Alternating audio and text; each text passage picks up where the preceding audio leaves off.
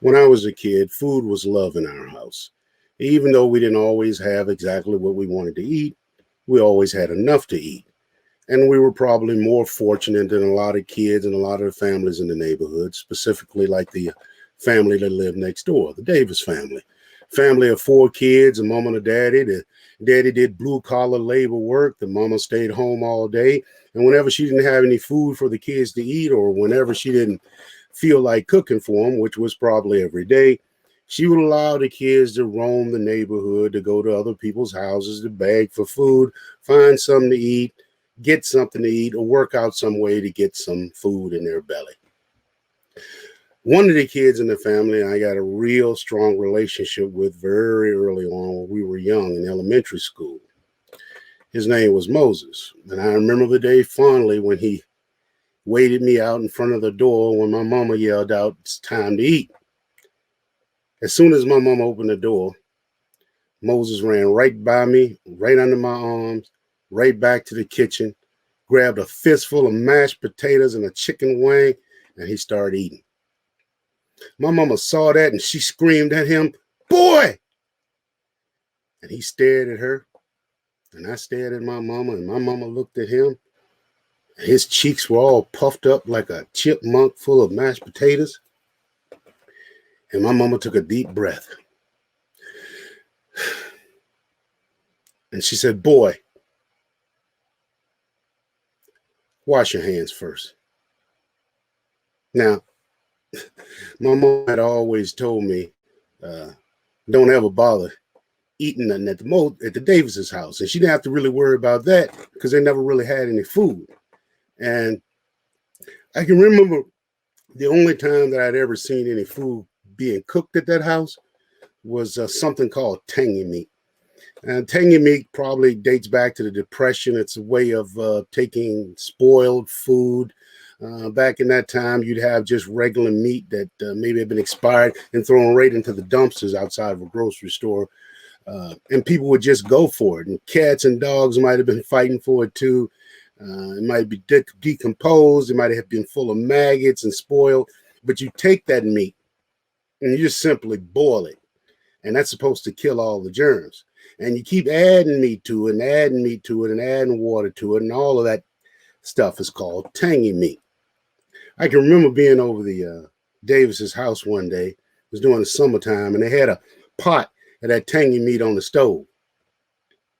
Without any heat on it at all, that thing started to bubbling and gurgling and giving off a terrible gas all by itself. Now, my boy Moses, things could have been different for him, like it was for a lot of kids in the neighborhood, especially when that school lunch program started and the free cheese program. That would probably be more nutrition than most families would have in the whole community, especially families that didn't know anything or completely unaware of these things about food groups. It was all about full belly eating. So the Davises just didn't have the wherewithal to get that one piece of paper filled out to make sure that he could get the free lunch. So my man Moses got involved in a crime that may have been unique to my community.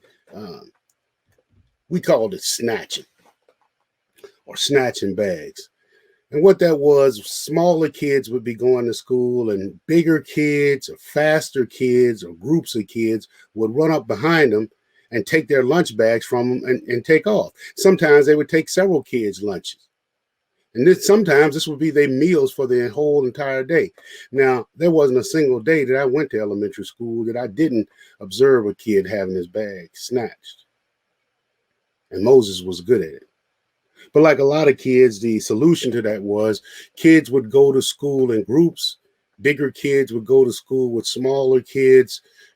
Maybe once in a while, somebody's parent might walk them to school to prevent their bags getting snatched.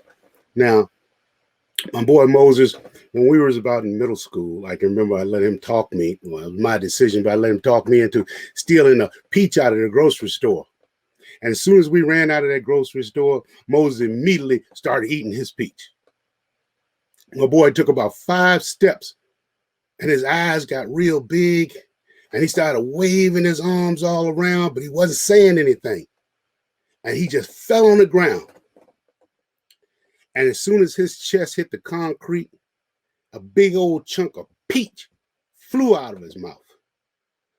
Moses was on his hands and knees, heaving and gagging, and he took a look at that big old chunk of peach, slime and body fluids dripping off of it, and picked it up and threw it back in his mouth, and we kept on running.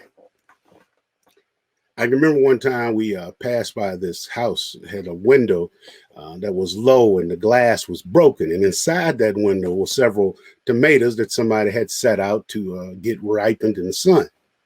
As soon as my man Moses saw that, he reached inside that window and snatched out that tomato. And nearly simultaneously, when he did that, that glass cleaved all the meat off his arms from his forearm all the way down to his elbow, all the way down to the white meat that started to fill up with hundreds of little red dots that merged together, that formed one big red spot that started dripping blood like it was sweat.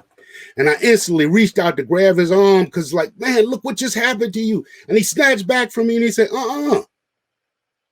man, I'm not going to give you none of my tomato.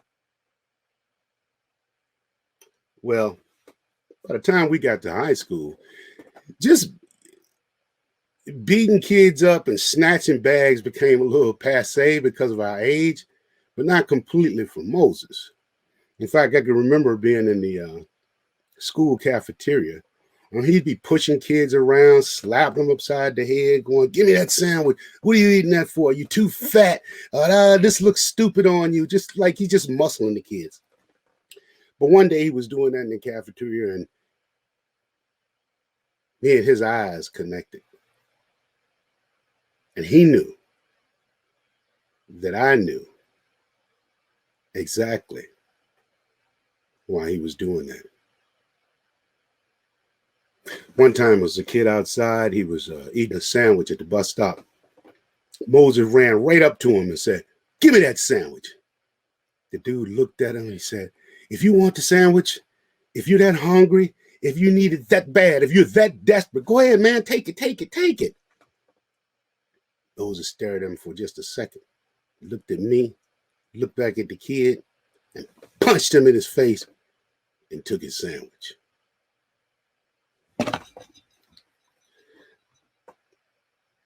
I wouldn't realize, though, I couldn't have realized right then and there that my relationship with Moses was going to be coming to a short end.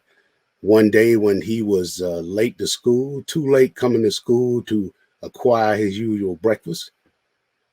And at the same time, the young school teacher, a white school teacher, was showing up to school late, arm full of books, wearing heels and her lunch. And she ran into Moses. Moses attacked her, pushed her down, took her lunch, ran off. Didn't take him long to catch him, have him charged with assault, attempted rape, and robbery. His attempted rape was pretty much a default crime for black men. If you had any contact with white women, no matter what it was, you could never touch a white woman without that crime. Why wouldn't a black man want to rape a white woman? So people all over the community were starting to be outraged and talk, what kind of animal could do something like that in broad daylight? But I knew what type. A hungry one.